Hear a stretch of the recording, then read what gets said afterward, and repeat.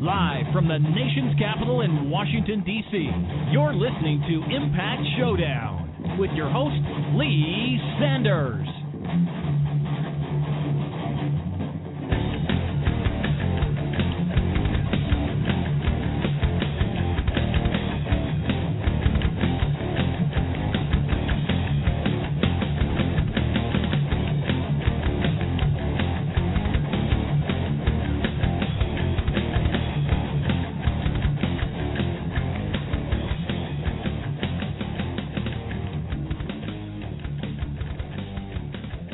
What's up, everybody? You're listening to Impact Showdown Radio, coming at you live right now on December 13th, 2012. What's up, everybody? Hopefully, everybody had a fantastic week so far. Weekend is almost here. And, man, we got a monumental bombshell that we're going to be dropping on you right after we come back from our first commercial break. I don't know what you guys said to Zed tonight, but apparently Zed is going to do something unprecedented next week. I'll share the news on that next time we come back from commercial break. Calm down, Zed. Calm down. All right. So, as always, we got the chat room loaded up right now at blogtalkradio.com. Feel free to jump on in there. We also have the Twitter. You know you can interact with us during the course of tonight's episode by hitting us up on Twitter at Infinity1Prod. While you're at it, take the time out. Like us at our Facebook page at Infinity One Productions. We're going to do our best to go through Impact Wrestling results as live as quickly as possible so we can cover very latest in TNA Wrestling-related news and also try to dedicate a portion of tonight's show to getting to you all's calls. I know this past Tuesday night on the RCWR show, we were not able to take calls with regards to what all had went down from Raw this past Monday night. So just a one-time deal only. We're going to allow WWE talk into tonight's show, even though we normally just talk about TNA Wrestling. Now, we'll still talk about TNA Wrestling-related news, but the open invitation is just strictly for those that wanted to talk about what had happened on Raw this past Monday night. As the question we had posed out there to you guys was, are you sold for the TLC pay-per-view that's going to be coming our way this Sunday? All right, so without any further ado, let's go on ahead and let's jump right into all this. So 4 days removed now we are from the Final Resolution pay-per-view, where there was just so many questions that was just floating in the air, such as, hey, what is going on with the Aces and Eights and Bobby Roode? Didn't they have some type of a deal?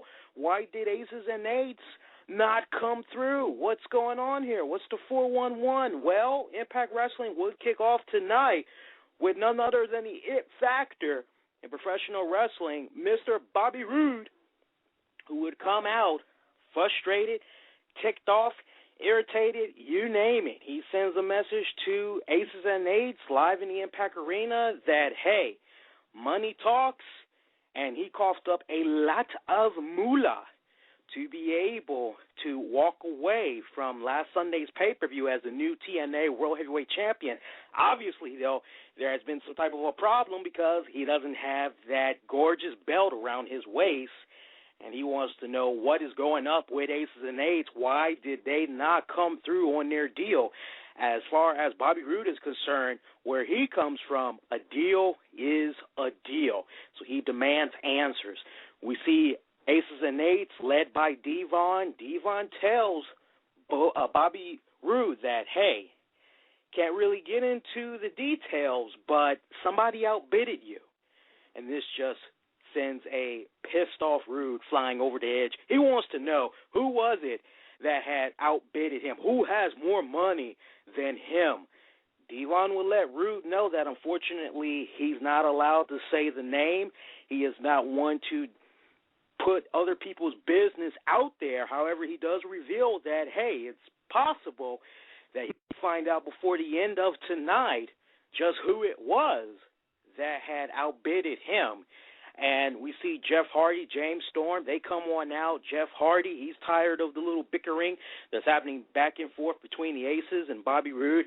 He just knows he wants him a match.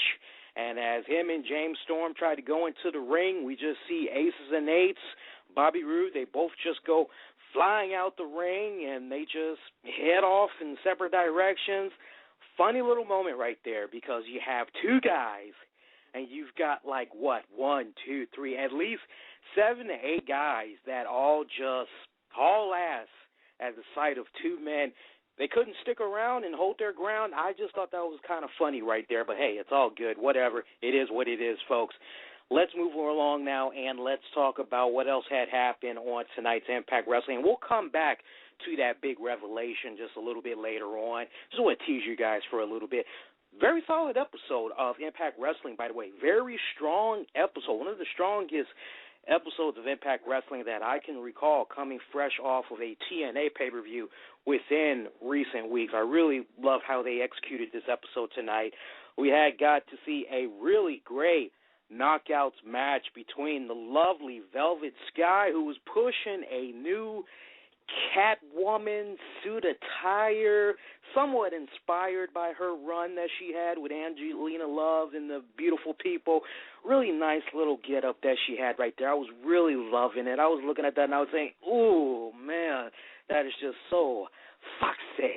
That's the song I'm going with for tonight, Foxy Lady. And she was taking on the returning Killer Queen, Madison Rayne. My God, I can't remember the last time I saw Madison Rayne in a ring. It just seems like all of a sudden, within the past 2 weeks, we've gotten a return here of the TNA Knockouts division. Seems like it's slowly but very strongly coming back in full effect, and I'm really loving it right here. Nice, great matchup we had between Velvet Sky, Madison Rayne. Of course, I got to critique Velvet Sky there just a little bit. Her wrestling looked just a little bit jagged there. Looked a little bit rough. Not quite what I remember from when she was last in TNA on a regular basis. A little rusty there. I know she's been doing some work here and there for a few indie promotions, but remember when she was in TNA that last go-round, she really had a strong presence on each live televised episode. Just thought she was a little bit rough tonight. Maybe that can be shaken off in a couple of weeks. But still, she looked pretty decent. Love seeing her let those pigeons loose. And, you know, before I move on to what else had happened on tonight's episode, I know you guys that were watching Impact Wrestling, y'all had noticed this as they were setting up that Velvet Sky Madison Rayne match. We saw a backstage segment with Velvet Sky as she was talking about how it's good to be back. She was talking about the great fan reactions that she had received last week. And pretty much she was just, you know, I'm sorry, but that was pretty much the gist of what I heard because I was just stunned by her beauty. And I just know one part of what she said, something along the lines of, haven't seen the best yet or something like that. And right when they said that, they just cut away to this camera footage of her from last week, and she's getting in between the ropes, and she's just letting those pigeons loose, and she talks about how her best side is yet to come, best of her is yet to come, and I'm thinking to myself, well, we've already seen the very best. We can't get any better. I just thought that was a nice little, funny little touch right there, nice little jab that they had there. I'm not even sure if Velvet was even aware that they were going to be using that footage as she was talking. Nice little setup. But, yeah, really great match that we had between Velvet Sky, Madison Rayne. Again, Madison Rayne returning. I always love it when the Killer Queen comes back. The original Miss Princess Tiara with the nice little hand gesture throwing all out there. Love that Killer Queen. Next up, we saw Wes Briscoe teaming up with Garrett Bischoff. Yeah, looks like these two formed a little tag team here. They had a match against Big Rob Terry and Robbie E. Now, it should be pointed out, a little funny backstage segment as these guys were gearing up for their match. Kurt Angle was telling these guys, hey, look, I can't really be with you tonight. You guys are going to have to go out there. You're going to have to get the job done, but, hey, I'm with you in spirit. And Wes Briscoe, he says something along the lines of, oh, well, you know, this should be a breeze in the park. And Garrett jumps in. He's like, yeah, should be a cup of coffee, piece of cake. And we see Kurt Angle. He just goes, oh, a cup of coffee, huh? And just what a weird moment to even bring up this product. But Kurt Angle just goes into his locker pulls out a little box of 5-hour energy drinks, and I'm like, are you serious? If that's not one of the cheapest plugs of the night, well, it does fit. As Kurt Angle said, hey, forget about the coffee. You just take some of this. You'll be alert. You'll be ready to go in your match. Drink up, boys. And I'm like, okay, a little bit better than a Mick Foley pop. I'll take it, but I just thought that was really hysterical. But we saw Wes and Garrett team up, take on Big Robbie and Robbie E. Decent tag match for these young guys. I actually pulled an upset victory. I don't want to really read too much into how they were doing move for move and hold, and I don't want to really break it all down. I don't want to spend 10, 15 minutes talking about how they were in the ring. Just early assessment. I liked their chemistry as a tag team. They flowed pretty well together. The real story, though, was what had happened post-match, guys. We saw Kurt Angle. He came on now. He's celebrating the win with his boys. And just from out of nowhere, we see one of the Aces and Eights members just come out, pipe in hand, hits Kurt Angle in the left knee area and just hauls ass. This is all while Wes and Garrett are in the ring, and their back is actually facing Kurt Angle and the Aces and Eights member as they're thanking the crowd for, rooting them on and everything. And by the turn they turn around, the Aces and Eights member, he's already gone. Of course, this Aces and Eights member, the way he looks, from the early reports that we're hearing, this could be Mike Knox. Who knows? I don't like sitting up and playing that whole, who do you think it is? Because you really don't get no sleep if you try to figure out who the heck it is up under those mags. It could be really anybody. It could be a damn plumber. It could be your dad. It could be your uncle. It could be anybody. So, you really don't try to wrap your brain around it. It is it's fun guessing, but you lose sleep when you think too hard trying to figure out who all it could be. But we see Kurt Angle. He's favoring that knee, and it should be minded that Kurt Angle, very weird. I don't know if I was the only one that thought this was weird, but Kurt Angle not wearing knee pads, yet he had his in-ring attire on. I just wasn't understanding that mentality. I'm trying to put myself in Kurt Angle's shoes for a minute. And does Kurt Angle usually dress like this? Does Kurt Angle dress like that when he goes to the grocery store and, let's say Walmart, and, you're just walking down the aisle and you're in the produce section and you just see Kurt Angle with a shopping cart and he just has his in-rear gear on? I would hope he's not dressed like that, because if he is, I just think that's really scary. I'm wondering just exactly what did he wear when he, got ready to marry Karen last go around. I'm very curious, but you could have some much running gags with that, just what's going on with Kurt Angle and the way he wears his attire, where he wears it. But I just really thought that was peculiar, because the reason why I thought it was weird is because, okay, any other time, Kurt Angle usually has knee pads on. Why wasn't he pushing knee pads tonight? What's going on here? So really weird moment right there, but again, it is what it is. And of course, the big question that's raised right now is if Kurt Angle is going to be 100% going into his match next week, as next Thursday night is going to be Championship Thursday, and Kurt Angle is going to get an opportunity to take on Devon for the television title. So you wonder if this attack, no doubt, was done on purpose to soften him up for Devon next week. So now the big question is Kurt Angle going to be 100% come Thursday? We shall wait and see. Next up, we had got to see a little cool video footage of Joseph Park, who has kept his end of the bargain. He's trying to earn the right to come back to Impact Wrestling and be able to wrestle Aces and Eights with Hogan's blessing. As remember, a couple of weeks back, Hogan did tell Joseph, hey, look, go down, maybe. Actually, Hogan didn't even tell him he needs to go down to OVW.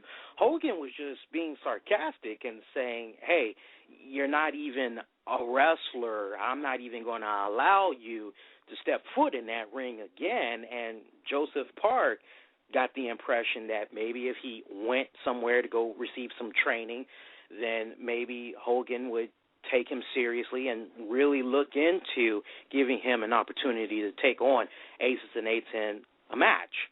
Well, Hulk Hogan, he realized just how passionate Joseph was, and he made arrangements for Joseph to go visit the OVW power plant in Louisville, Kentucky, to receive training. And basically, if Joseph Park can pass it, then Hulk Hogan, by the sound of things, he will welcome him back, and he'll actually perhaps think about putting him in a match with one of the Aces and Eights members. Really hilarious stuff that we saw right there with his training, and I can't wait to see the rest of what's to come with that segment. I mean, it is just a running gag in itself. Anytime you get Joseph Park in his little backstage segments, it's always fun. I'm always just amazed at what they're able to do with Joseph Park next. It just seems like just when you think that TNA Creative is pretty much out of ideas with that Joseph Park character, they just prove time and time again that there's even more angles that they can do with him. I originally thought that he was going to run his course out during the whole Aces and Eights, but just the fact that he's been able to last this long, and when you really think about it, that Joseph Park character is almost creeping up on a solid year, if I'm not mistaken. So, man, how time flies, but can't wait to see more content they're going to be doing with that. Aces and Eights, we got to talk about that because there was a match between Aces and Eights, Doc, and the same big member that had attacked Kurt Angle earlier. At least that's how he looked physically. At least you were given that impression. We saw them take on the team of James Storm, Jeff Hardy. Great match right here. Once again, we saw a numbers game come into effect, and why the referee did not call for the bell, I don't know. Let's talk about those critical seconds in the final moment there of that match, as we saw James Storm and we saw Jeff Hardy. They're in there, they're throwing it down with Aces and Eights. Other members just out of nowhere, they just start coming down and they start coming into the ring, and they're trying to attack these two guys. Referee, he's not calling for the bell. He's just looking at everything that's happening, and we just see both of these guys, they are just cleaning freaking house. They are just mopping up Aces and Eights all over the place. And I'm just saying to myself, my God, are you serious? We got 6, 7, 8 guys that can't take out 2 guys. And, I mean, you felt bad for Aces and Eights because they were built up to be this mega powerhouse of a gang stable, and they're just being destroyed by probably 2 of the top baby faces in TNA Wrestling right now. Funny stuff right here. Now, we actually end up seeing Jeff Hardy deliver the twist of fate. James Storm, he does a last call super kick, as they both are doing this to 2 members of Aces and Eights. James Storm was able to pick up the victory over the one that he had did the last call super kick to, and they just hurried up and left the ring. Now, we see Devon, he grabs a microphone. He tells these guys straight up. He says, look, hey, you want to know who paid the highest for what went down at Final Resolution? You want to know who the highest bidder was? It was none other than Aces. I was about to say Aces and Eights. It was none other than Austin Aries. So you're kind of kicking back. You're saying, huh? Austin Aries? Really? And the bigger question that's raised now is, okay, Austin Aries, is it even possible that Austin Aries is capable of doing something like this? Is what Aces and Eights said the truth? Does it hold any type of weight? Backstage segment, we see the Hulkster. He just had heard what happened, and he's asking one of the guys in the production crew, hey, where's Austin Aries? And he's informed that Austin Aries has not been at the arena all day. Hogan wants to know what the heck is going on. We see Bobby Roode. He says, hey, Hulkster, did you hear that? That's bull crap. What does that mean for me? And Hulk Hogan goes, I'll tell you exactly what it means for you if it's true that Austin Aries is the one that is the highest bidder. If he is involved in this in any type of way, if he was involved in basically sabotaging that match at Final Resolution, he's pretty much going to be in the same boat that you are, and I'm not even done with you just yet, Bobby Roode. And we just see Bobby Roode. He's frustrated. He just hauled ass. And Hulk Hogan, he does receive a phone call, surprisingly, from Austin Aries. Hogan tells Aries, hey, look, I want you in the arena. I need you to come clean. I need to know what's going on with this whole aces and eights. You got until the end of the night to explain yourself, or else there's going to be some serious repercussions. Moving along, we saw a very, very important moment of the night, and I definitely want to go in depth about this. We saw the one phenomenal one, AJ Styles, address the Impact crowd for the very first time since losing that match at Final Resolution against Christopher Daniels. 5-star quality type of match. It was the match dubbed as One Last Time. If you have not seen that, you'll want to try to see if you can maybe catch that on TNA Wrestling's YouTube channel. If you can still order it on pay-per-view, grab it. That match alone, it was worth checking out. It was worth going through the other somewhat decent but yet weak matches that was on that card. 5-star quality type of match you got right there on your hands. We see AJ Styles and really, really shaken up by what all has been happening over this past year, let alone what had happened at Sunday's pay-per-view. He tells the Impact crowd that he's been thinking a lot and that basically he's not really sure what's going to be happening to him at this point. He's not really sure if where's he going to be going, what the future lies for him. But the one thing that he does address to the crowd, he says that for a long time now, he has been a corporate guy. He has always done the right thing by the company. He has always been that guy to sit up and clean other people's mess. And basically he said he is tired of being that type of guy, that for a long time he's forgotten the most important thing of all, which is to take care of himself. And he points out that everything that's been going on has nothing to do with Dixie Carter, the fans, TNA Wrestling, and as he proceeded to take off his Impact Wrestling T-shirt, he would verbally also say has nothing to do with Impact Wrestling. Basically, he's tired of cleaning up TNA's mess, and he's tired of always doing the right thing, as from here on out, he's going to be doing things his way. Notice when he said that right there, he just throws his shirt down. He's going to do things his way. And, hey, right before he leaves the ring, he grabs his Impact Wrestling shirt and goes off to the back. I'm thinking to myself, no, if you're going to do things your way, part of doing things your way is leaving shit where you drop it. If you're going to leave shit on the floor, you're going to toss shit everywhere, you don't need to pick it up. Let somebody else do it. Do things your way, right? I just thought that was a little funny right there. I don't know. Maybe I was reading a little bit too much into that. But, if that was me, I'd have just left the damn shirt on the ground. And, to have the camera just really zoom in on that shirt that says Impact Wrestling, that would have been really tight. Would have been like, what does this mean?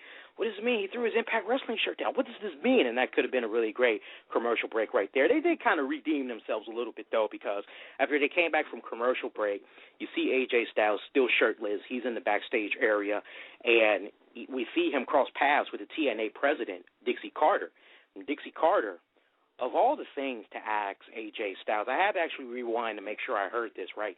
We hear Dixie Carter ask AJ, who are you? I'm thinking to myself, lady, this guy's been working for your company for freaking 10 years, and you still don't know who the hell AJ Styles is?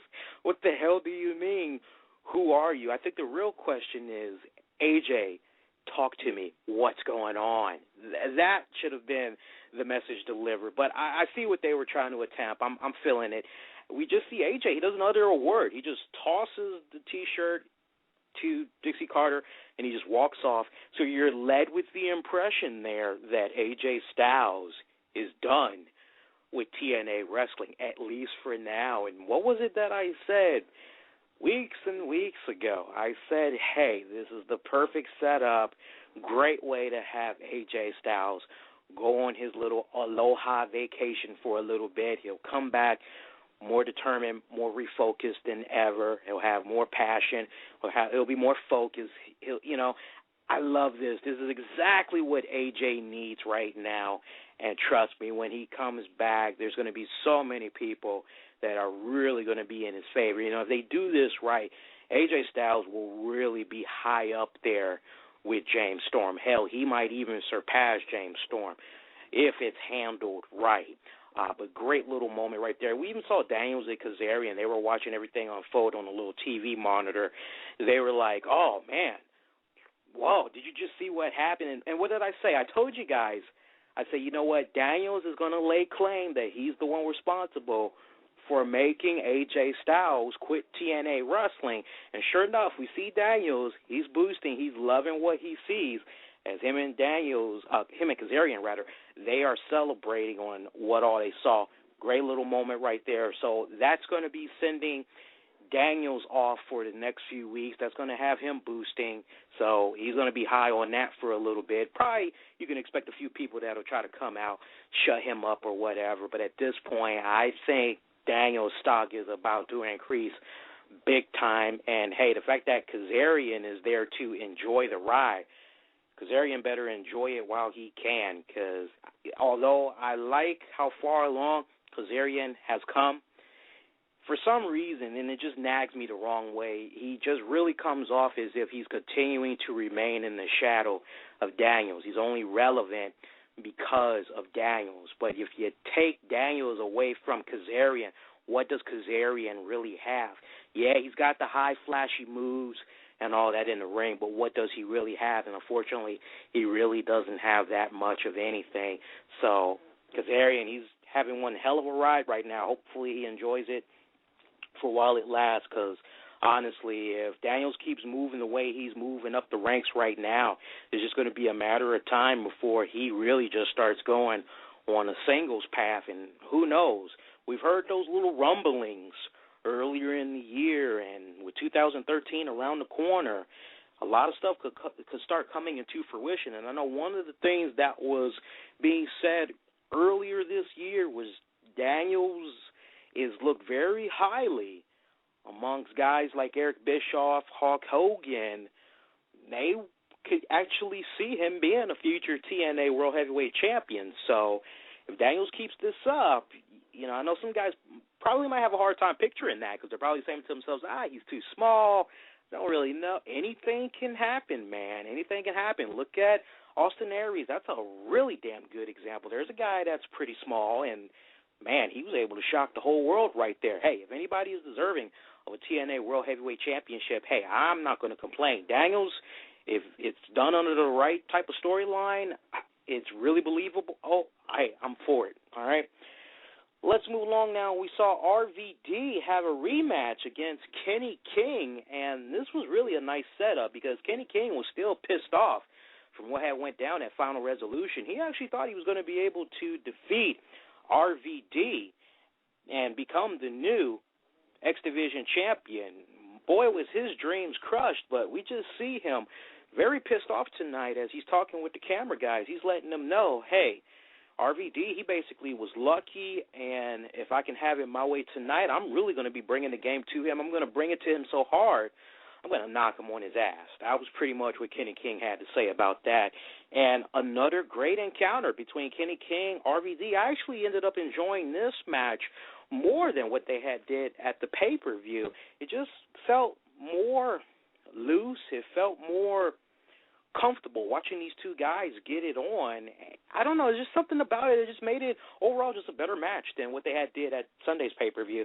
We saw Kenny King. He really dig down deep. He picked up a victory, but the way he went about it, did a little dirty tactic there as he got an assist from the ropes without the referee seeing. RVD realizing exactly what Kenny King had did. Hey, I love that little touch right there. Obviously, they are not done yet, and it's exactly playing out the way I had said it would when I was talking about this last week, especially when it was leading up to our Call That Match special covering the Final Resolution pay-per-view. And I said for that match, for the title, I said, honestly, Kenny King, RVD, it's going to be a great match, but this is first strike, basically. RVD needs to pick it up, but I stress, look for their feud to continue. So it's really nice to see what had went down tonight, as now you have the official start of the rivalry. Now you can really start to become invested and want to see these two guys lock up again for the title. Can't wait to see how things play out next week and the weeks to come leading up into their Genesis pay-per-view. Up next, we had got a pretty intense promo from Hulk Hogan, Bully Ray, and a backstage segment. And for me personally, this was one of my favorite highlights of the night because it was a segment that I was just really paying attention to. You know, just the way Hulk Hogan was just kicking back, minding his own business, talking on his cell phone, and Bully Ray just comes in. And Bully Ray tells Hulk Hogan, hey, after what happened at Sunday's pay-per-view, am I now under a different type of light? Do you now have a different opinion of me?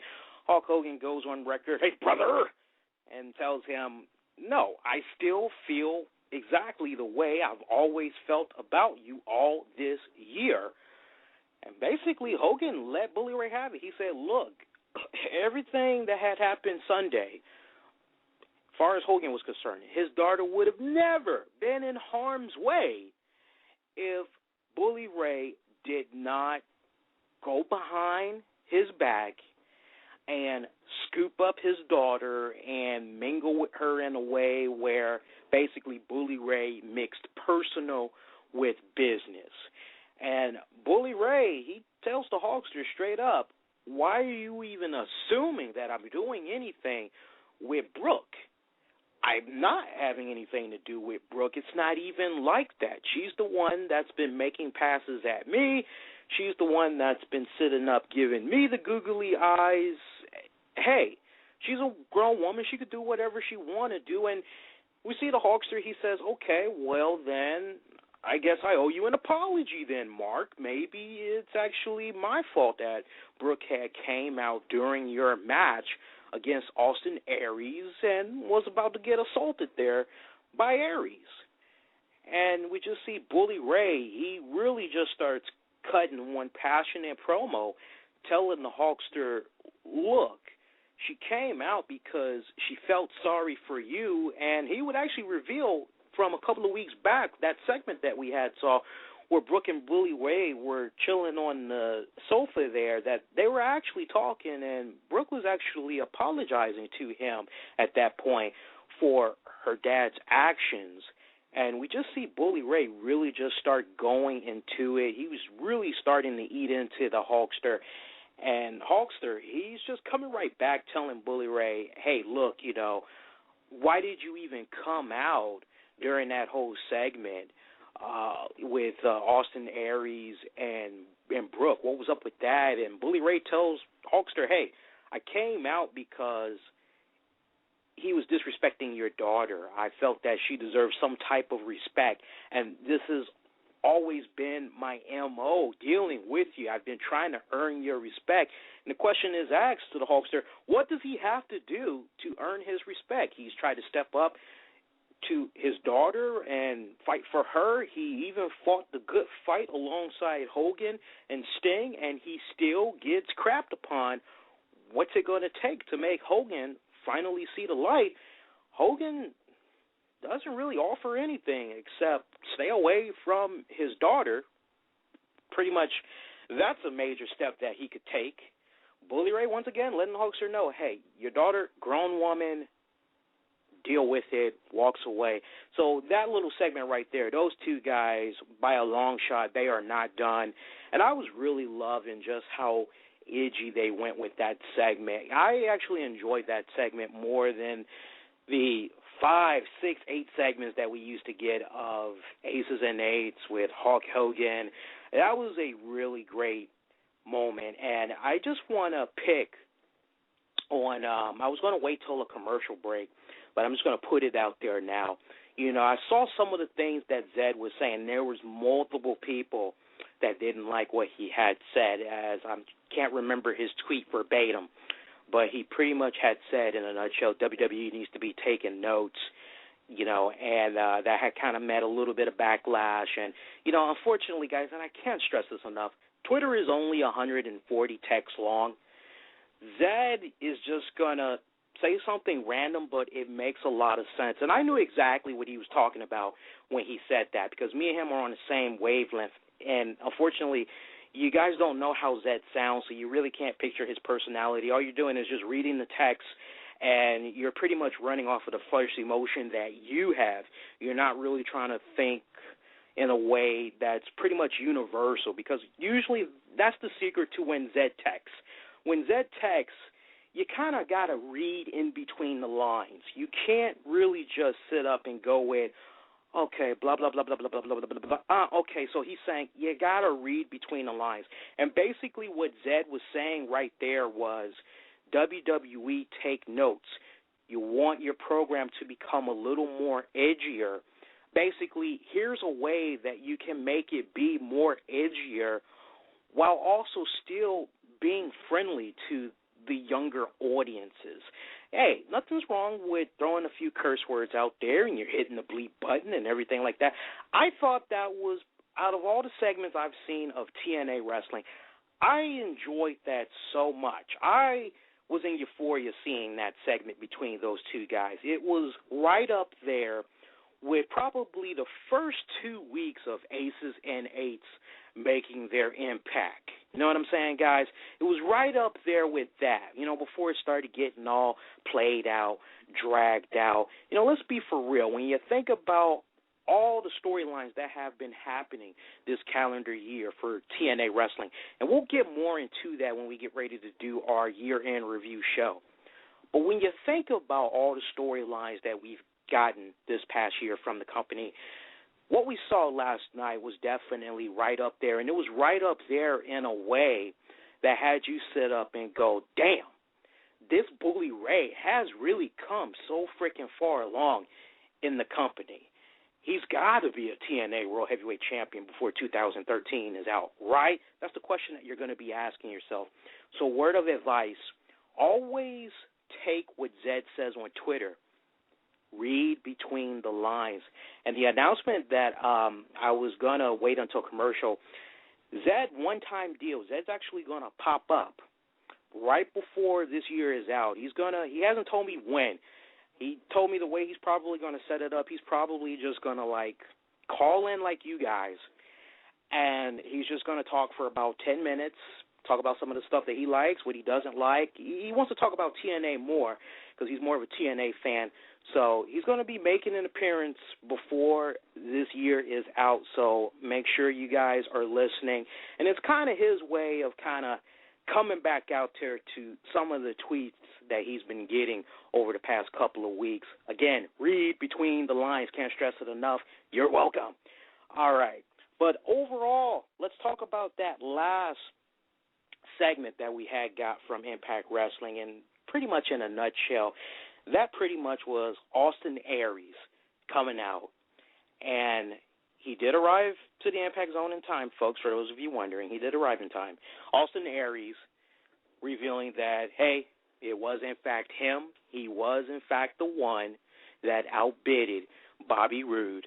And that basically, hey, Bobby Roode can be upset all he wants, but surely he can appreciate the game.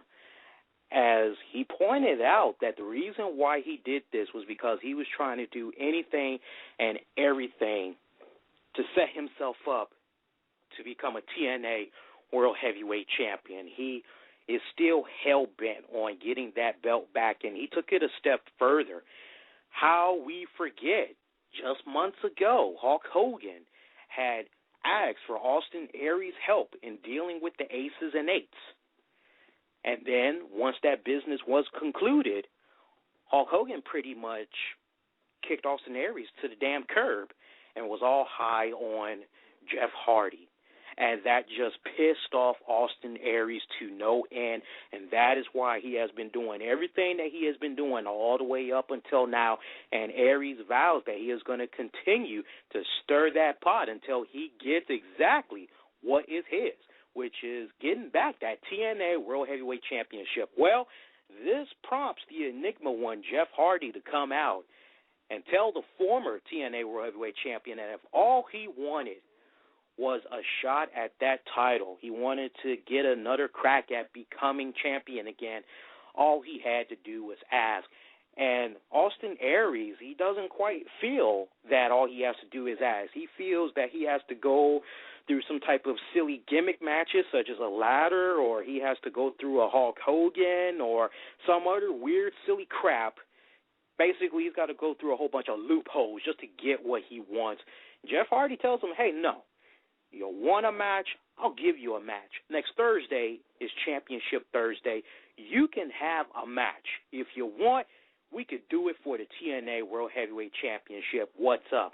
Austin Aries can't really believe it's going to be that easy. He's trying to convince himself that this isn't really happening, but in fact it is happening. And Austin Aries, rather than tell Jeff Hardy man to man, okay, yeah, it's on. All right, let's do it. Well, we see Austin Aries take a little cheap shot, and the two of these guys, they just start brawling out, and that pretty much ends your episode of Impact Wrestling, as the tone has now been set for Championship Thursday, and it's going to be a fantastic Championship Thursday. Now, I am aware right now that the results for Championship Thursday is already out for the next episode of Impact Wrestling for next week, and also for the 27th.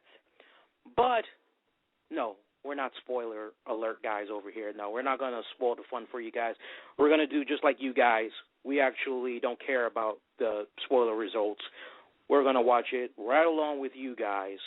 But for those of you that might be a little bit curious what's going to be happening on that episode, what we will do on our website exactly at 8:01 p.m. on the East Coast, we will post up the whole results, but we'll still give in-depth review of what all is happening in between the segments and the matches and all that, just like we usually do.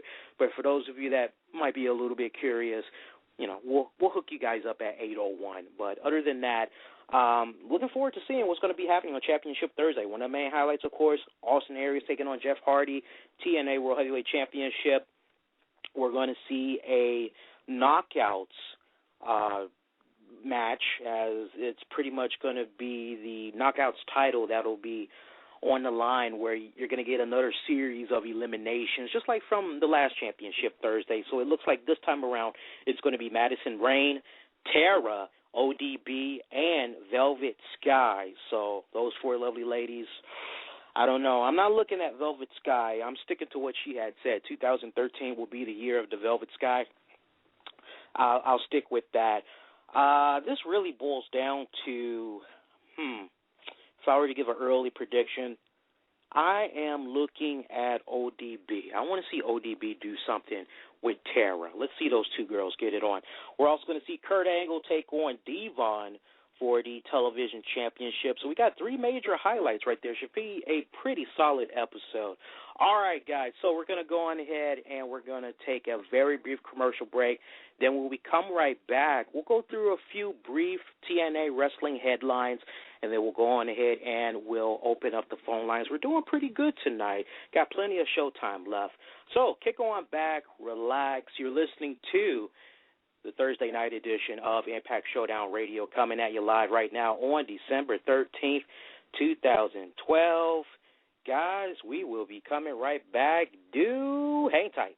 Thank you for listening to tonight's episode. If you enjoyed our coverage of the TNA Wrestling, then be sure to check out Impact Showdown Radio every Thursday night at 10 p.m. Eastern on blogtalkradio.com and at our sister website at infinityOneProductions.com for all the latest fallout from Impact Wrestling, with the latest in TNA-related news and great live fan reactions. Tired of those wrestling websites that give you redirects, spyware, weird pop-ups? How about those misleading headlines? Instead of hitting the keyboard in frustration, why not visit InfinityOneProductions.com? Infinity One is the source for wrestling-related news and so much more without all the hassle. Visit InfinityOneProductions.com. Your keyboard will thank you. Hey guys, the Black Avenger, Lee Sanders here. Hey, by chance, are you going to miss your favorite episodes of the RCWR show and Impact Showdown Radio as they're live in progress?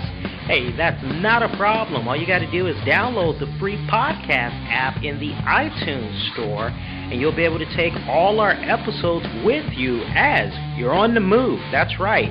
Download it. Just search podcast in the iTunes store. It's a free app. Download it. And then from there, just search for our shows by typing in the keywords, the RCWR show. And then you'll be able to subscribe. It's as easy as that. So check that out, and you'll be able to play all our episodes on your iPad, on your iTouch, iPod, all smartphone, mobile phones, all portable devices. Also, if you haven't checked out the Stitcher app already, highly recommend that you check that out as well, as that's another way you can check out our episodes, especially if you are always on the go. Stitcher, new and smart way to play internet radio.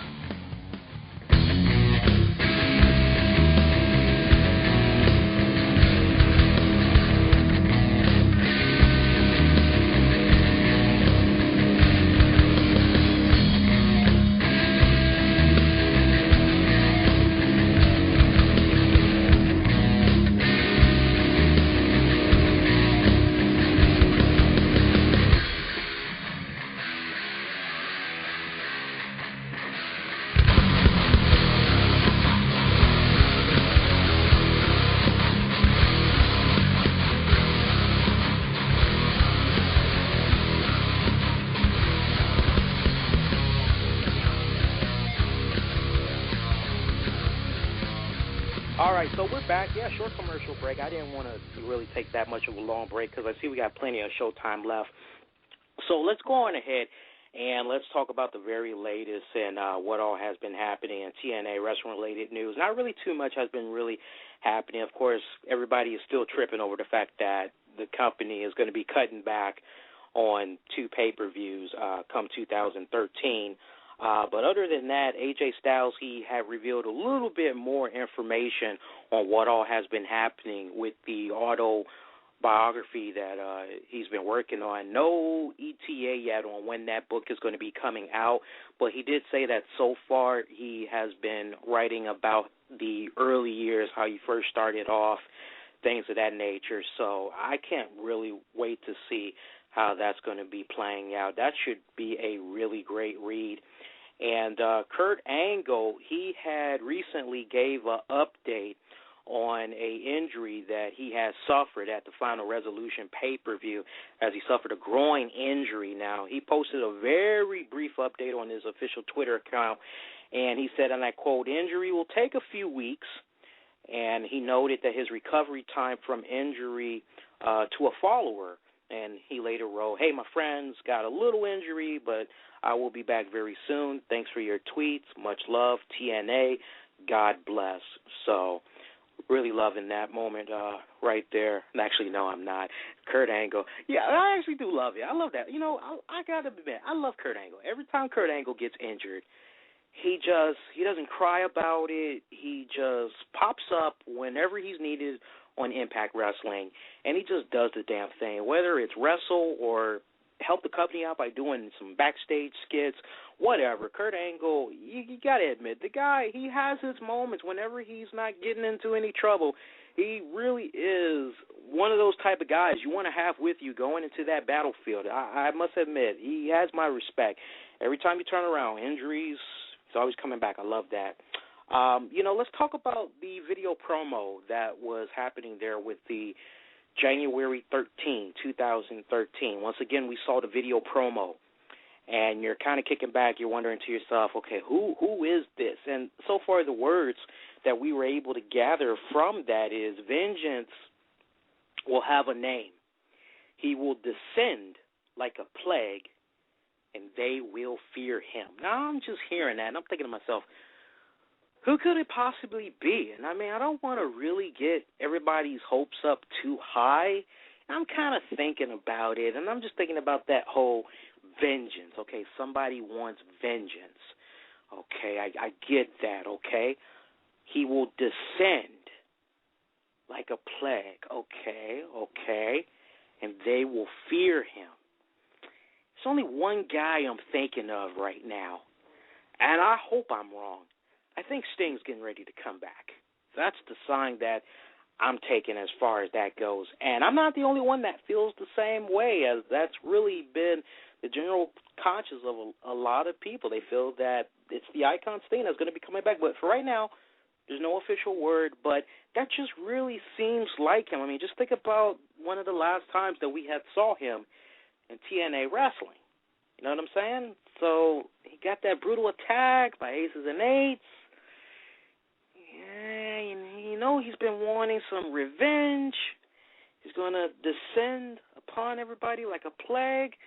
So basically, Sting's going to kind of, maybe come from out of nowhere. I like that. It's got a nice little ring to it. That sounds like Sting, quite honestly. And when you guys really think about it, it's like, yeah, okay, yeah, it does kind of add up. So if that, in fact, is the case, then, guys, you may want to take that as a strong indication that no chance in hell is Sting going to be going over to the WWE. And, one thing that we should have pointed out when we did that in-depth piece talking about Sting a couple of weeks ago, whether or not it'd be a good move for him to go to the WWE, all valid points that we had brought up, valid points that the listeners brought up.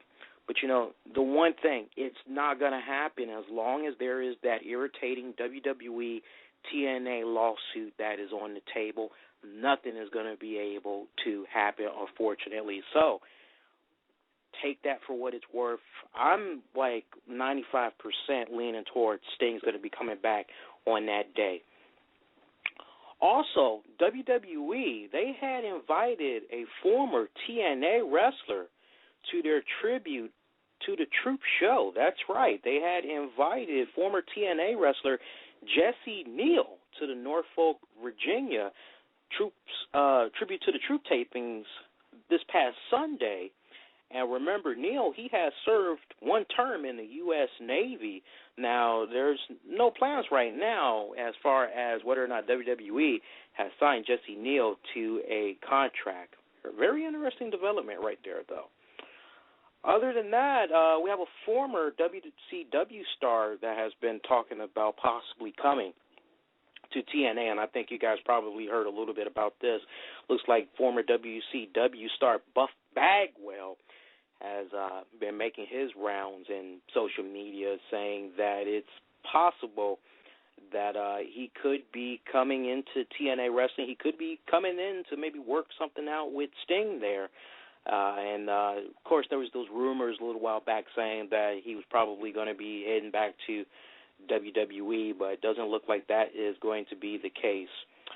And other than that, folks, one major thing I want to talk about, and it's a huge blow for Hulk Hogan's camp, what's been happening with that sex tape lawsuit. We haven't really talked about it in a while, but latest updates that we were able to gather on that, it looks like the website Gawker has filed a motion this past Friday to dismiss Hulk Hogan's lawsuit against them. Now, the motion claims that Hogan so far has failed to state a claim against them for posting a clip of the sex tape between Hogan and Heather Clem. So looks like he's going to be losing that altogether. I mean, at this point, Hogan might as well just go on ahead and he might as well just cough that up as a loss, and he might as well just move on. Seriously, it's out there. Everybody's going to be able to see it. At this point, hey, it was only a little minute-something clip that's floating around out there. At this point,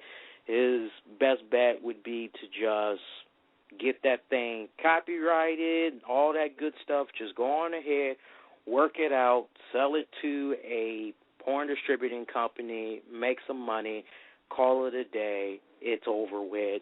Then again, hey, Hogan could just buy up all the rights and just chill on it, but it doesn't seem like he's going to be winning this battle with Gawker. Very unfortunate. And that is pretty much going to do it. So some quick programming notes for you guys right before we open up the phone lines. Next week, we got a really, really busy week, guys. We got a triple dose of shows that's going to be coming our way next week. And let me tell you guys about it. It all begins this Saturday, as we're going to be having a Call That Match special. That's going to be the last one for this calendar year. As one more time, I'm going to be rolling up my sleeves, and I'm going to be trying to determine who's going to be walking away victorious from the WWE TLC pay-per-view. Make sure that you check that out. Special heads up for our YouTube subscribers. You can catch that episode actually right now at the RCWR Show channel. Blog Talk Radio listeners, those of you that are looking to be able to download that episode, you'll be able to do so this Saturday when we play that episode live for you guys this Saturday, 2 p.m. Eastern, right at blogtalkradio.com. So make sure you check that out. Out of all of the Call That Match specials I have done this year, that one was one of my favorites. I really took the time out to be more insightful with this one because there are so many twists and turns. There are so many angles that could be happening from that pay-per-view, and you're going to love what I have to say. I covered a whole lot of bases, if not all the bases, of what could possibly happen at the pay-per-view. Have fun, enjoy it, and if you like it, make sure you leave us a comment, send us a tweet, let us know what you think about that. And we're pretty much doing that Call That Match special as a way of setting up an episode of the RCWR Post Show that's going to be airing this Sunday at 11 p.m. Eastern, where we'll cover the fallout from the TLC pay-per-view, get you all's reactions. So if you and some buddies are going to be checking out that pay-per-view this weekend, make sure after it goes off the air, you hop on over to blogtalkradio.com/the RCWR Show and call into the show. Let us know if you liked or disliked that pay-per-view. Monday, we will be making a special rare appearance. Will be coming on immediately after WWE Raw, and we will be covering all the fallout from the Slammy Awards along with the rest of the fallout of WWE Raw. So make sure you join us. Not every day we make a rare Monday night appearance, so join us. It'll come on immediately after Raw at 11 p.m. Eastern. Tuesday, we're going to be making a usual round on the RCWR show, but we're going to be coming on an hour earlier. So for you guys that's on the East Coast, that means you'll want to tune in at 10 p.m. Eastern, as we'll be coming on immediately after Super SmackDown Live, and we'll cover the full results of that show, get you all's reactions to that.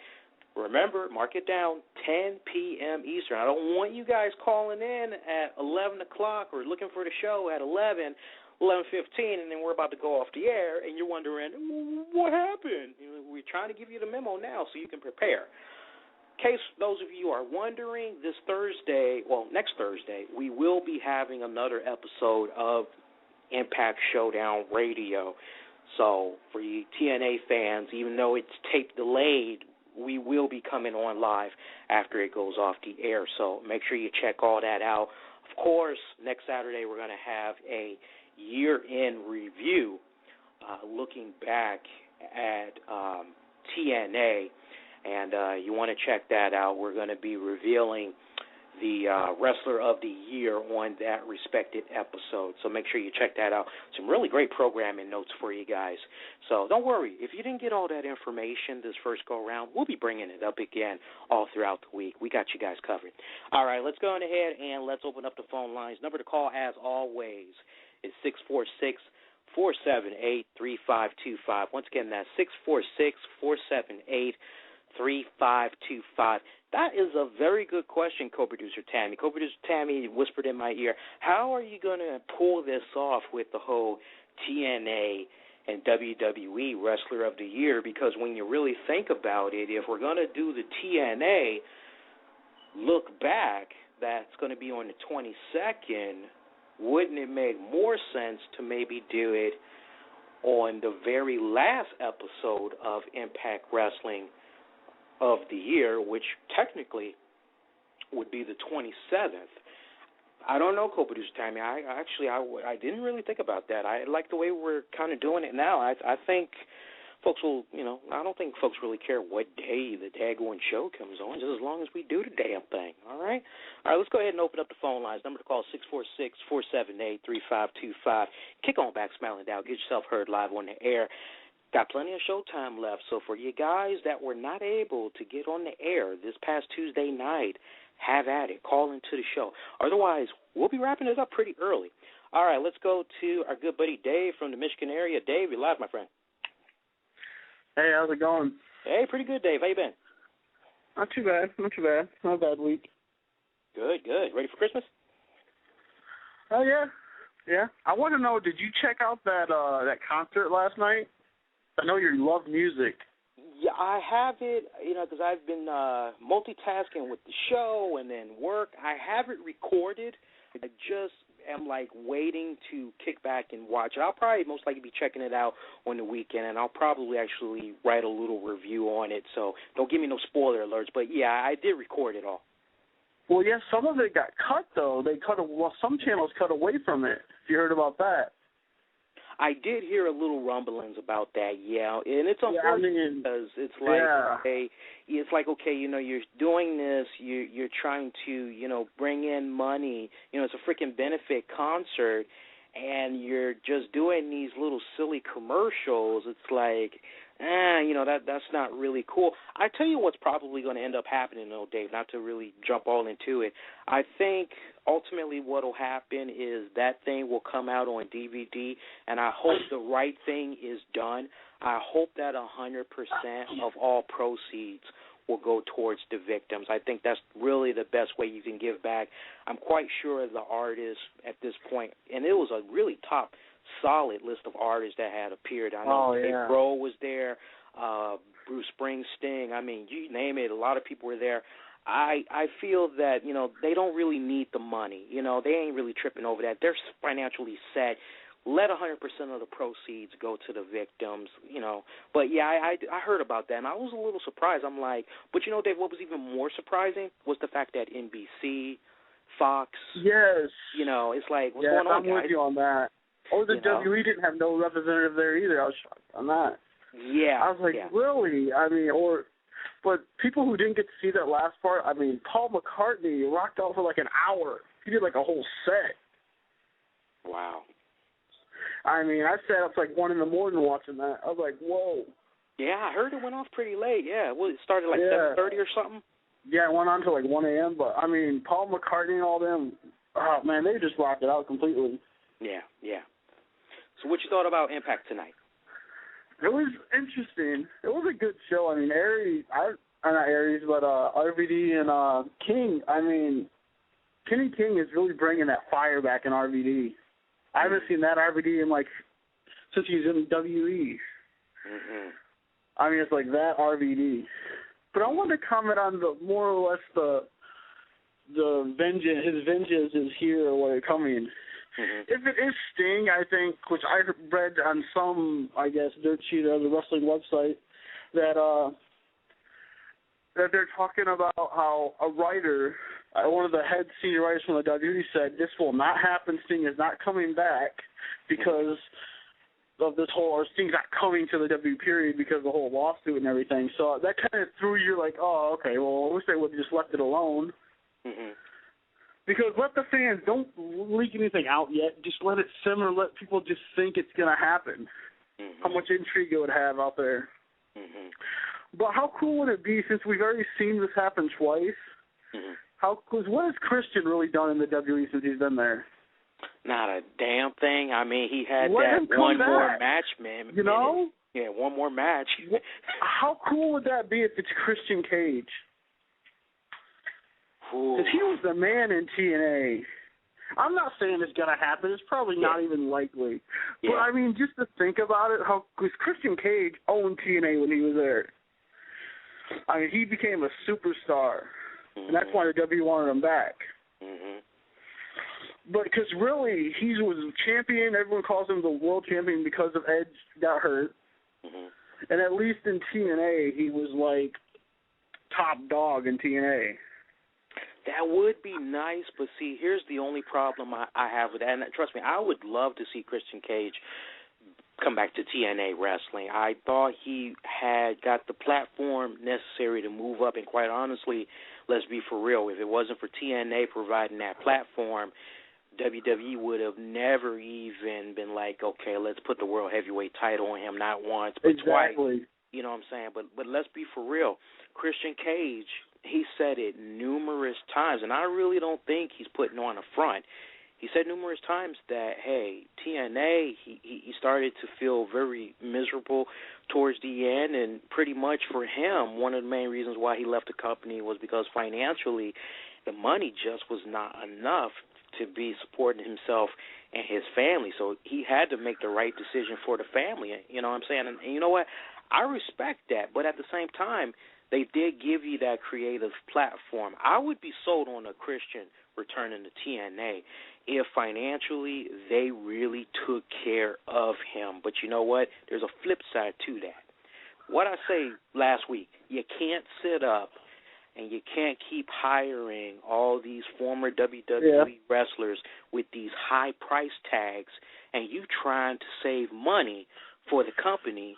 You cutting back on your pay-per-views, okay? So obviously you pinching for money if you cutting back.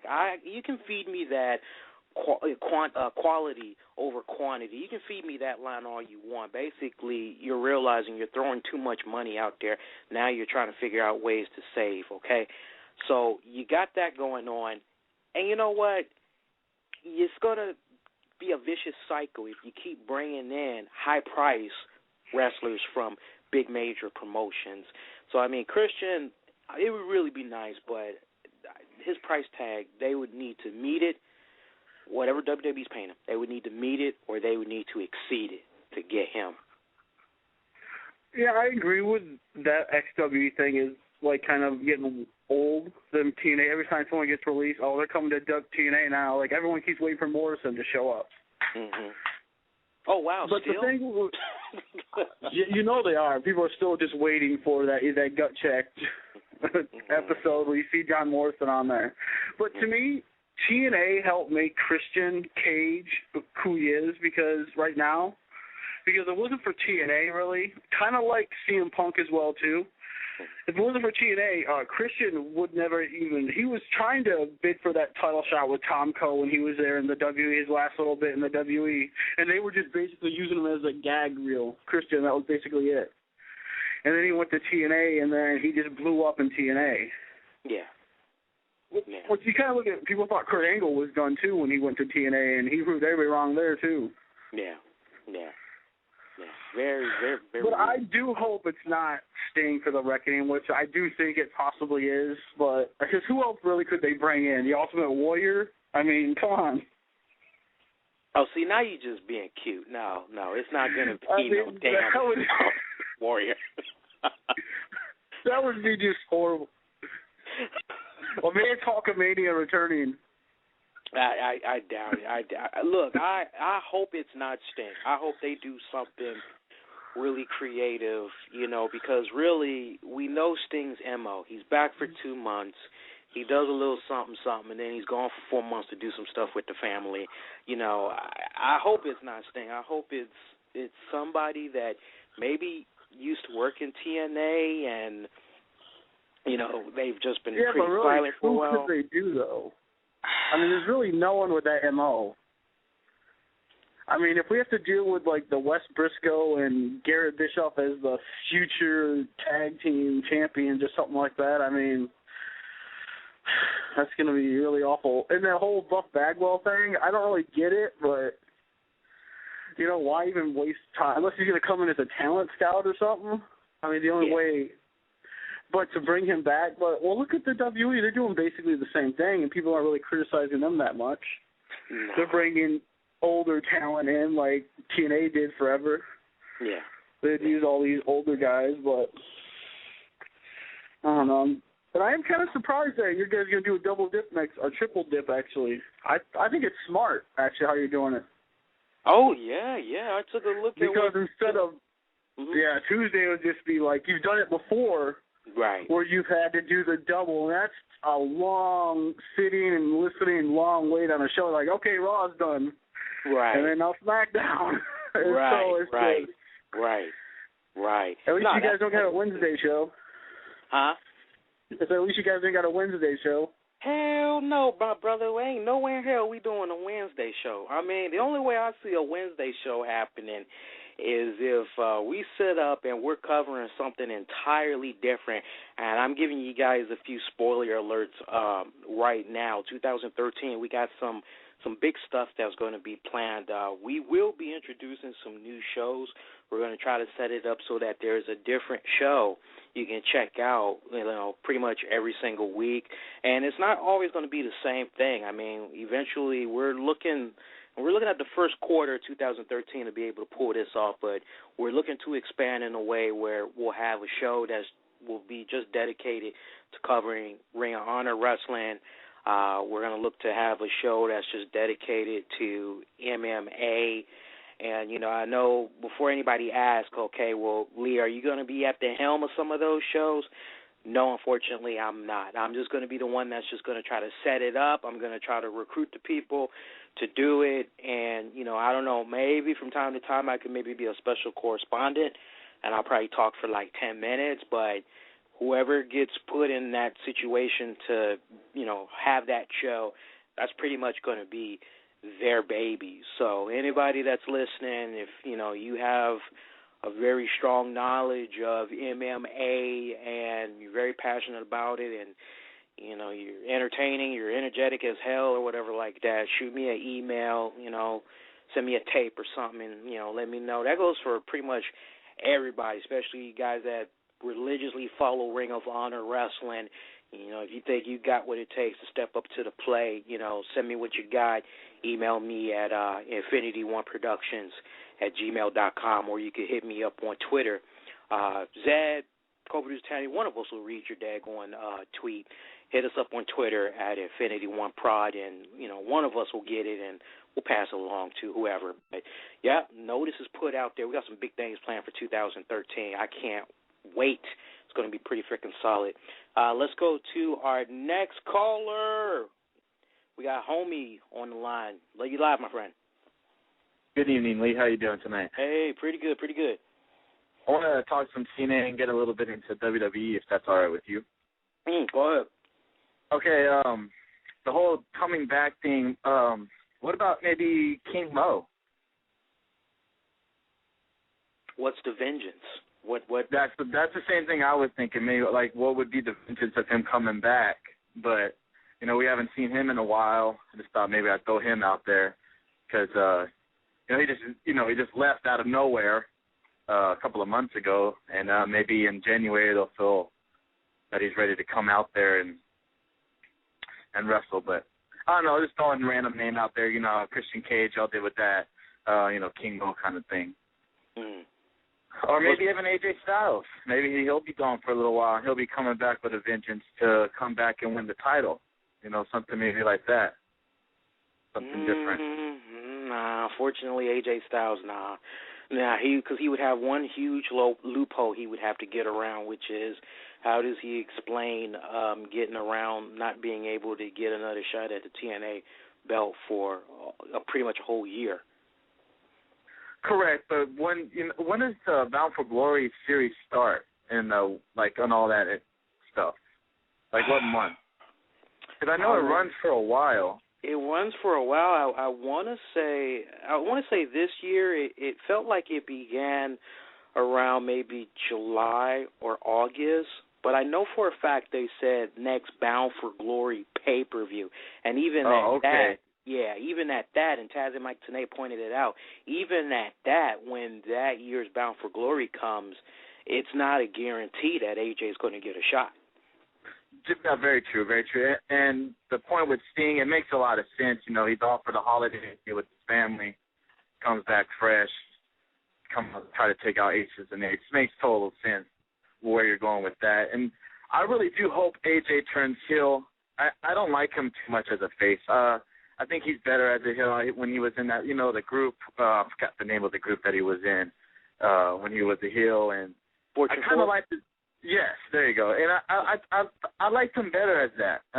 Because as a face, he kind of corny to me. I like him better as a heel. He's more intense. I like him better as that. And Christopher Daniels, I think, I don't know, do you really see him as a champion? Do you think he has the look? Same argument could be made for Austin Aries, and quite honestly. Very true. You know. But I like Christopher Daniels a lot. I think he's the top 3 wrestler in TNA.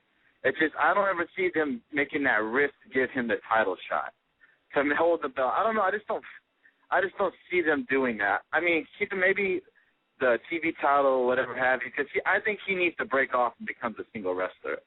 Mm-hmm. I totally agree with you like that, with you what you said earlier about Kazarian. He's the new watch out and stuff. I just think he needs. I just don't know if they'll ever take that risk, and I hope they do. Don't get me wrong, but I see Hardy holding this title for a long time. I don't see him giving it up anytime soon. He gonna give it up eventually. He gonna give it up. It's either gonna be to 3 guys. He either gonna give it up to Bobby Roode. Mm-hmm. He gonna give it up to Bully Ray, or the 3rd guy he gonna give it to. Did I already say his name? James Storm. No. Yeah, that's your 3rd guy right there. And I'm telling you, TNA Wrestler of the Year, maybe even Wrestler of the Year, has to go to Bully Ray. That man has made such an adjustment. I'm watching him when I was younger, thought he would ever become a singles wrestler and be one of the top heels, now one of the top faces in a company. I mean, I never in a million years would ever have thought about that. And his promos and the way he's impressed the hell out of me. And I don't see anybody doing any better than, of course, Daniel Bryan is, he made a little big flair for a while, but Bully Ray has been consistent for about a year and a half. Yeah. In my opinion. Yeah. But let's get into a little bit of WWE. How were you certain that it was a real injury, or did you have a possibility of thinking it was fake?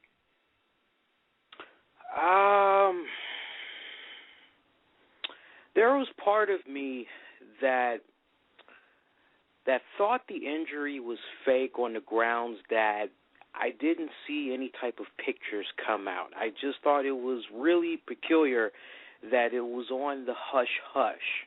And it's like usually over the years, a lot of folks that have watched WWE, they've seen those wrestlers get injured, you hear all about it, you see the tweets, whatever's happening in the internet, you're quick to read about it, and it just seems so weird that this was kind of on the hush.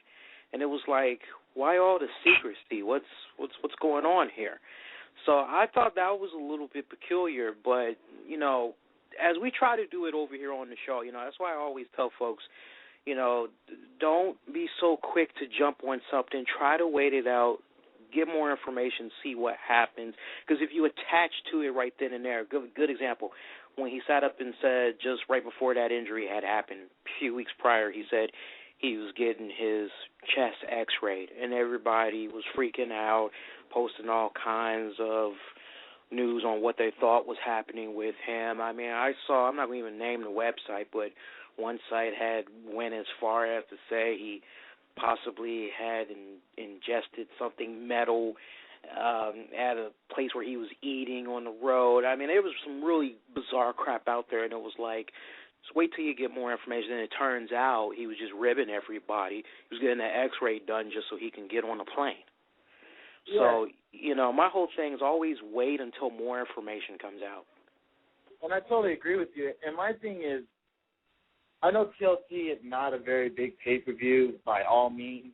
And I just don't see why WWE would take an injury like that and take the risk of a horrible pay-per-view buy rate because their top guy is not on the card, Well, that's the thing. That's the thing, because I remember you kind of bringing that up, because I remember myself and Zed, we were kind of reading a little bit of your tweets there, and I don't think nobody ever sat up and, for those people that actually did kind of jump out there and said, oh, my God, this is fake, I don't think the question should really be why would WWE put themselves in a position where, they would create such a fake storyline to hurt the pay-per-view buy rates. I don't really think that should be the question. I think the question that should really be on everybody's minds, and we said it last week, I'll say it again here tonight. I think the real question should be, is CM Punk really going to be 100% when it's time to go at the Royal Rumble? Is that really going to be all the time that he needs to be able to bring his A game to The Rock, who, you can give him a ring when he's on the road doing his movies, whatever, that don't mean anything. He's not at the house shows like these guys all year round. He is basically treating the wrestling ring like he's practicing for a movie role. So, unfortunately, whether The Rock wants to admit it or not, he's really going to be needing a lot of help from CM Punk during that match. He's going to need pretty much CM Punk to carry him during that match. So I don't think the question should be, well, why would WWE? That's really, I honestly think that the majority of the wrestling fans, I honestly believe that when they first heard this, it was pretty much, you know what, oh man, that sounds really messed up. Okay, hopefully he's okay. We need more information. What the hell is going on? Because they just pulled him. What's going on here? I don't really think too many people were really sitting up and saying this is fake. Well, I totally agree with you. When I first heard that he got knee surgery, I'm like, oh, damn, Royal Rumble, WrestleMania, it's all downhill. What the hell is WWE going to do now? And I totally agree with you that, storylines are storylines. If WWE is going to do that, they're going to do that. That's just the way they run. Yeah. But I think if the fans really want to send WWE a message that they believe in these new young guys that are in NXT and all that stuff, they buy the pay-per-view and they watch it. Because the Shield are the main event. They're the main event of TLC. And I couldn't think in July of this year that you would tell me that Dean Ambrose, Seth Rollins, and all those guys have a chance to go on to a pay-per-view and be a main event. I never even thought I would see Dean Ambrose in this year, and this is our chance to prove to WWE that we believe in these guys and that we want them on TV. Because if they have a horrible buy rate, they're going to blame them. They're going to blame the show. Oh, nobody was really interested in seeing you guys go up against Ryback. All that work of trying to get you guys over didn't work. I mean, it's over. What happens if they do have a horrible buy rate? Are they going to get rid of them? That's the thing. I just hope that people actually who do like this, group, buy the pay-per-view and actually watch it. Because I think it's going to be a good match.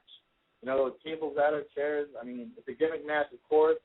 I'm sure Ryback's going to do a nice little spot with the ladder and stuff. I mean, I know Punk's not down there, and I know it's not the big match everybody wanted to see with Ryback and Punk, but I still think it's a nice card. I mean, we still got Cesaro, and we got, the tag match with all this Cesaro and Rose. Rose and Sandow. I mean, it's going to be a good pay-per-view, surprisingly. I think it's going to be one of those ones that you go in with low expectation and you come out with the saying, wow, that's a pretty damn good pay-per-view. Well, see, I'm not really, unfortunately, I haven't really been paying too much attention to Dean Ambrose, Seth Rollins. I barely don't know that much about Roman Reigns. I've been doing a lot of backtracking homework on those guys, and I know there's that passionate core, probably includes yourself, and don't take it as a knock, but there's probably that core of wrestling fans that have been following Seth Rollins, Dean Ambrose for a good long time, and you all are probably excited that these guys are going to be able to get their opportunity to shine, and unfortunately these guys are being put in a situation where they have to make the best of it. They have to take advantage of it because, unfortunately, when it's all said and done, and I think anybody that has made their rounds on wrestling radio shows, listening to what all the hosts are saying, I think all of our shows can be in agreement that these guys are given a really golden opportunity at a very weird time right now as the WWE champion is injured and he's trying to get to 100% and focus on the Royal Rumble match in January. But surprisingly, for me, that's not really the match that I'm looking forward to. And if you go listen to the TLC Call That Match special that we have on YouTube, you'll know the reason why. And, for me personally, I'm looking forward to seeing if John Cena can make history happen in becoming a 2-time Money in the Bank winner in just 1 year, something that previous Money in the Bank winners haven't even been able to do, something that CM Punk wasn't even able to do. Though he may be a back-to-back Money in the Bank winner, to be able to say that you won it twice in 1 year, there is just so much that is happening, that could happen at that pay-per-view. It's ridiculous. And then you want to talk about just the order of the matches. It's a possibility that before that ladder match with Dolph Ziggler and John Cena occurs, that we could actually see Big Show versus Sheamus. Dolph Ziggler can cash in that Money in the Bank briefcase anytime, anywhere, don't matter. What would that mean for his ladder match against John Cena at TLC? Would that mean that instead, on that very same night, that instead the match would change to a World Heavyweight Championship match, as the belt would be hanging from a ladder? Does that mean John Cena will become the World Heavyweight Champion? Greatest advice I can give, go listen to that Call That Match special when you get a free moment. Some of the best stuff I did. What I just said right there, that's just a taste of what you can listen to. But those are the moments I'm really going to be looking forward to, as this pay-per-view alone has a lot of history that it could make, and it is one that could have a lot of folks talking going into the new year, as the setup is right there leading into The Rock making his eagerly anticipated return. I want to take in one more caller. Unfortunately, we have less than 3 minutes, 35 seconds, and unfortunately, you're going to have to make your point in 60 seconds or less. Caller from the 661 area code. You're live on the air. Caller from 661, going once, going twice. Sold. Caller 661 is gone. All right, that's going to do it, folks. We had a pretty solid show tonight. For those of you that might have felt a little bit alienated by the WWE talk, rest assured you're not going to be hearing this again on a TNA Wrestling show. This was a one-time deal. This was my way of really making up to the callers that had called in to the Tuesday night show, as we got into a number of topics and unfortunately ran out of show time, so this was pretty much my way of making up for that. So, hopefully you appreciate it, and if you're that hardcore TNA Wrestling fan, sorry if we might have irritated you a little bit, but rest assured, next Thursday night on Impact Showdown Radio, the whole show, TNA Wrestling. I promise you, you have my word. In the meantime, folks, the talk of wrestling, it doesn't end here. As always, check out our website at infinityOneProductions.com for all the latest in wrestling-related news and so much more. While you're at it, take the time out. Subscribe to us in the iTunes, Zune marketplaces. Just use the keywords, guys. The RCWR Show. That's going to do it. We're going to be on a 30-plus hour break until Saturday afternoon, 2 p.m. Eastern. Do that live, Call That Match special for the WWE TLC pay-per-view. And, of course, we'll see you guys this Sunday covering the fallout from the pay-per-view at 11 p.m. Eastern. Black Avenger, Lee Sanders, as always, wishing you to be safe and be kind to one another, folks. We'll see you next time. Do take care.